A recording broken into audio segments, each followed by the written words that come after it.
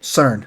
So Hail especially Satan. for the indigenous people and the stories that they tell, right? Mm-hmm. And saying, hey, that's Death Mountain, meaning if you go over there, you're probably going to die. And whether they attach a spiritual aspect to it or whatever, it's there as a cautionary tale to say, just don't go over there Don't go over because there. there's no point. You're just going to die, right? Mm-hmm. And in order to give it strength, right, you attach whatever you need to it to keep people safe to a certain extent, right? Mm-hmm. Now, I've done a lot of research on this one too, because this was one of the first ones that kind of hit me weird, right? Like, Yeah. I came across it. I fell down this rabbit hole somehow, and it doesn't even matter how I got there. But I got really attached to the story because it just seemed very odd to me that just the varied nature of the injuries, right? You've got one that's it's crushing damage, right? It's kinetic, right? And it's a lot of kinetic force, right?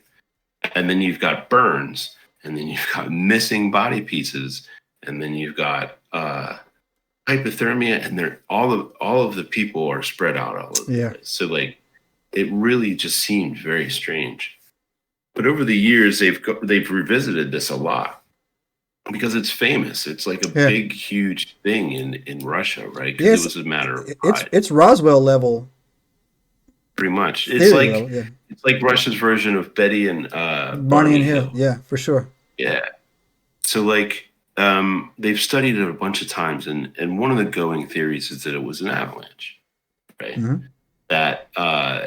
That particular, but it was a particular kind of avalanche, like, because avalanches were not typical on that particular place where they were at, and it would it hit them with just enough force that caused some blunt force trauma to 3 of them who were in that position of the tent, where it would just come down and crush them.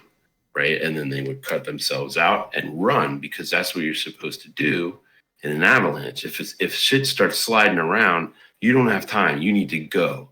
You need to go and get out. And so that's what their training would tell them is, we just got hit by an avalanche. There's going to be another one coming here in a minute.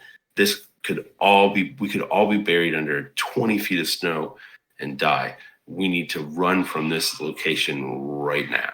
Mm-hmm. Right. And I feel like that is a fairly plausible explanation. Now, when they got out there, dude, that kind of cold and that kind of hypothermia, your mind's going to go immediately. Like, your body's going to feel like it's on fire, literally, for a second. Right. Every step is going to be agony. Right. And if you're not wearing very many clothes, you're not going to last long. So the first 2 went down immediately as soon as they got to a place where they stopped. As soon as they stopped moving, they froze to death. Yeah. Because if you're doing any kind of work, even when it's cold, you're going to sweat. Yeah.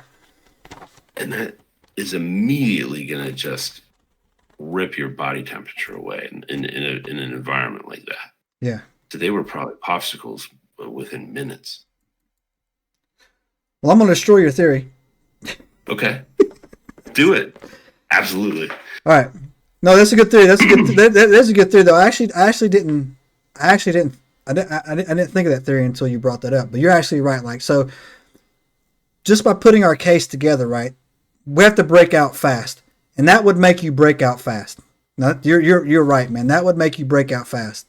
Get out, right, and just go, right? Because if an avalanche rolls over you, and you're in that tent, you just basically made an egg roll. You've got to get some distance, man, and that's for sure, right? But then it also takes me to the injury thing, though. In fact, man, I'm just giving survival tips left, right. Here's an ancient Enigma files tip: how not to die in an avalanche. If you get run over by an avalanche, put your arms like this over your head as hard as you can. Grab them just like that, right? The reason being is because an avalanche normally will suffocate you to death, right? It will flip you up and down, up and down. So you want to create a little bit of space where you can breathe if you have a shot at all. If you don't, it just depends on how you get down. It'll be pitch black dark when you get in there. Be near an avalanche. Or don't be near an avalanche. That's my right? And the first thing you need to do is figure out which way is up. So the first thing you do when you calm down and catch your breath is you spit, and whatever the direction the spit goes in, go the opposite. don't go down, right? Go the opposite and just start digging, and you'll probably die 2 days later instead of the day. But anyways, they don't normally get crushed, right? If you're lucky and you're not too deep. Yeah, exactly. You'll at least make an air hole. Yeah. So you can breathe. And you catch your breath and get out of there, right? And scream. Just start screaming. So I'll give you, we'll call it a draw that maybe the avalanche caused that type of stuff. But the tent wasn't washed away. And the ones that got away never went back. Why didn't they go back to the tent? Well, they did try. Subscribe now and turn on the notifications to join us on this extraordinary journey into the unknown.